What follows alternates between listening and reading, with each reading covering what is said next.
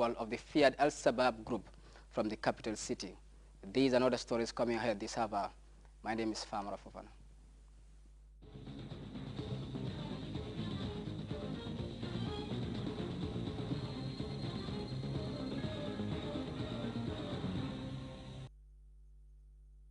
We thank you for joining us.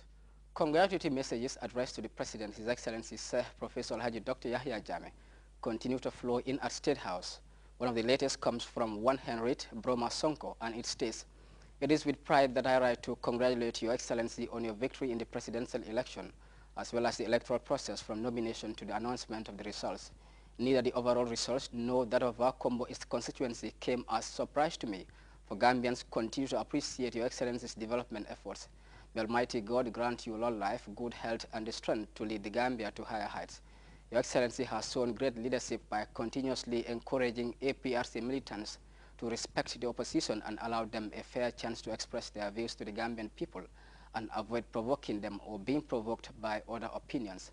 This has greatly contributed to the exemplary success of the election." It ends. The text of the message from Falu Choi of the Gambia Police Force reads, "Your Excellency, it is a pleasure to congratulate you, your government, and the entire nation on your landslide victory in the presidential election. It is a clear testimony of your hard work, loyalty, patriotism, and dedication. It is also proof of your efficiency in steering the affairs of the nation." It ends. One Mohammed C. Jallo, a grade 12 student of Gambia Senior Secondary School, has also written to the head of state, and the message states, "Congratulations, Your Excellency, for winning yet another election in this peaceful and noble country. I was not the least surprised when I received that good news. You won the elections, because I knew full well that Gambians were solely going to vote for you due to the massive developments in the Gambia under your leadership. Your Excellency, allow me to use this opportunity to urge all Gambians to put all hands on deck, irrespective of political affiliation, for the continuous development of this country." It ends. The Vice President and Minister of Women's Affairs, Her Excellency Dr. Aja Asetu Njai Seri, Tuesday presided over the opening of the 6th West African Coastal and Marine Forum. The convergence is organized by the Regional Coastal and Marine Conservation Program for West Africa in collaboration with the Ministry of Forestry and the Environment. The 4-day synergy, which attracts players in the conservation of the coast and marine resources, is aimed at strengthening efforts in the conservation and protection of the West African coast and marine resources. Asadbajan Sar has more. Standing together for the conservation of the West African littoral was the architect behind the formation of the Regional Coastal and Marine Conservation Program for West Africa, which seeks to garner support in the drive towards protecting and preserving the West African coastline and marine resources. Mobilization of partners for the rational conservation of the West African coast and marine resources is the theme for the 6th convergence of the West Africa Coastal and Marine Program, which brought together all the 7 West African nations implementing the program. Sylvia Goyet, the president of the program, commended the Gambia government for hosting the forum for the 2nd time, which she said goes to manifest the country's commitment and resolve to the program. Goyet, however, lamented the poor attitudinal behavior of people towards the environment as a major impediment to the attainment of the program's objectives. She called for concerted and holistic efforts in protecting and conserving West Africa's coastal and marine resources. Central to the Banjul Forum is the capitalization of regional stakeholders' experience, the identification and harmonization of approaches so as to have an insight into major issues confronting the West African coastline. You all know better than me the enormous challenges that are still in place that we all face in the work that we're trying to accomplish together. And thus the role of PRCM is key in going forward.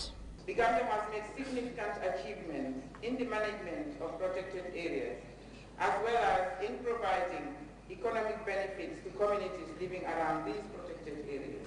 The convergence also seeks to take stock of work being done by the program for the past 18 months and devise ways of tackling bottlenecks impeding its success.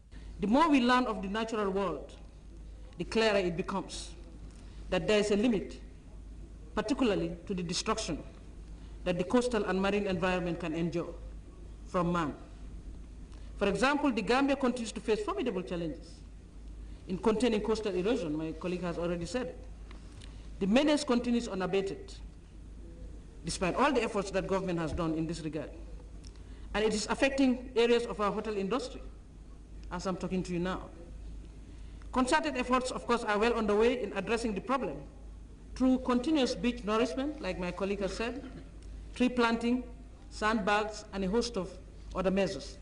The Vice President and Minister for Women's Affairs went further to assure the gathering of the Gambia government's political will to the protection and conservation of the coastline, which he said is given the due attention by the Jammeh administration. It is hoped that by the end of the 4-day meeting, participants will come up with holistic approaches that will help in conserving the West African coast and marine resources, which continue to be threatened by various forces of changes, key among which is the adverse effects of climate change. Aissatou Badiansar, GRTS. 2 cadets and 1 officer from the Gambia Armed Forces, accompanied by the Deputy Chief of Defense Staff, recently called on the Taiwanese ambassador to the Gambia. The trio, who are on the verge of leaving for Taiwan to pursue military-related courses on a scholarship package provided by Taipei, were at Ambassador Samuel Chen's office to bid him farewell. Louis Mendy picks up the rest of that story. Cadet member Jaju, Ensa Bojan and Major Bintabaji of the Gambian Armed Forces are the lucky beneficiaries of the Taiwan Defense Scholarship Program 2012. Accompanied by senior officials, the trio were at the office of Ambassador Samuel Chen to bid him farewell as they are set to undergo a capacity enhancement program in the island country.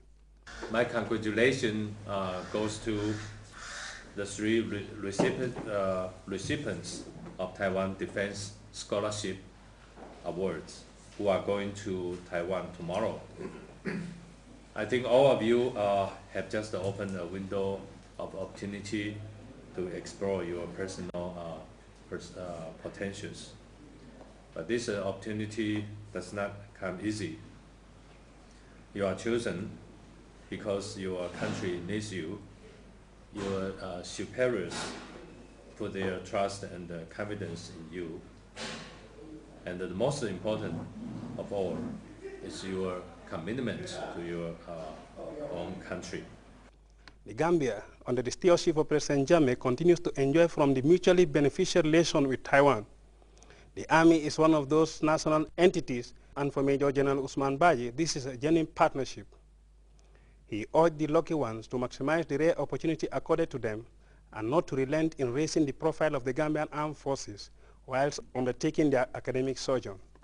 This goes a long way in helping the armed forces build its required capacity to strengthen and then also match with the armed forces of the world. Of course, the Gambia is a small country, and then there is a need to build our capacity, and Taiwan is helping us in doing that.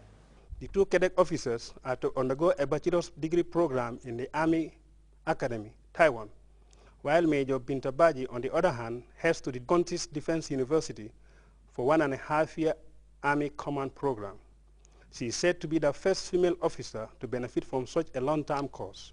I would like to say a big thank you to my bosses of the Gambia Armed Forces for selecting me as the first female officer to go on a long-term course. It is indeed the confidence they had on me that prompted them to select me as the first female officer to pursue such a long-term course. My thanks to everybody who supported the CDS idea, and the idea that shows me that my authority is not gender biased. Banjul and Taipei have in recent times collaborated in the various spheres of development, and a move like this, which is not the first for the Army, could only augur well for an institution that has set its sights on professionalism, expansion, and transformation. Louis Mendy, GRTS. The Secretary General of the United Nations World Tourism Organization, Talib Rifai, on Sunday traveled to the village of Sitanunku by boat in the company of the Tourism and Culture Minister, Fatumas Job Njai. GRTS's Ndei Kumbademba went along and she prepared this report. Tourism is one of the Gambia's main sources of income and economic growth. It is also the second biggest source of employment after agriculture. The Gambia over the years has been primarily promoted and sold as the ideal sun and sea destination. The government's effort in recent times is to not only sell the Gambia